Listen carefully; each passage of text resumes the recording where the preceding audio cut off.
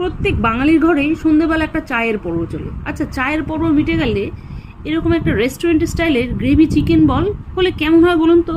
তাহলে বাজার থেকে চিকেন আনলে তার থেকে 2-4 পিস চিকেনের পিস তুলে রাখুন, আর সন্ধ্যেবেলায় এই রেসিপিটা বানাতে নেমে পড়ুন। প্রথমেই 4 পিস বোনলেস চিকেনের পিসকে চপারের সাহায্যে কিমা বানিয়ে নিন। হলেও এবার এক ছোট্ট মশলা, সামান্য গোটা ধনে, আন্দাজ মতো শুকনো লঙ্কা, 4-5 কোয়া রসুন শুকনো কলায় ভেজে মিনি হামানদিস্তায় গুঁড়ো করে নিয়ে কিছুটা পরিমাণ পেঁয়াজ পাতাকে খুব মিহিভাবে কেটে নিন।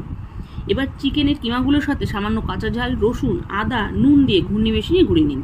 এবার চিকেনের পেস্টের মধ্যে আগে থেকে বানানো রোস্ট মশলা, পেঁয়াজ কুচি, পেঁয়াজ পাতা, চিলি ফ্লেক্স, গোলমরিচ গুঁড়ো, সামান্য কর্নফ্লাওয়ার দিয়ে খুব ভালোভাবে মেখে নিয়ে 10 মিনিট রেস্টে রাখুন। এদিকে গ্যাস জ্বালিয়ে কড়াই বসিয়ে তেল গরম করে মাখা চিকেনগুলোকে ছোট্ট ছোট্ট বলের আকারে গড়ে উল্টে পাল্টে লাল করে ভেজে নিয়ে কিছুটা পরিমাণ রসুনকে খুব ভালোভাবে চপ করে নিন।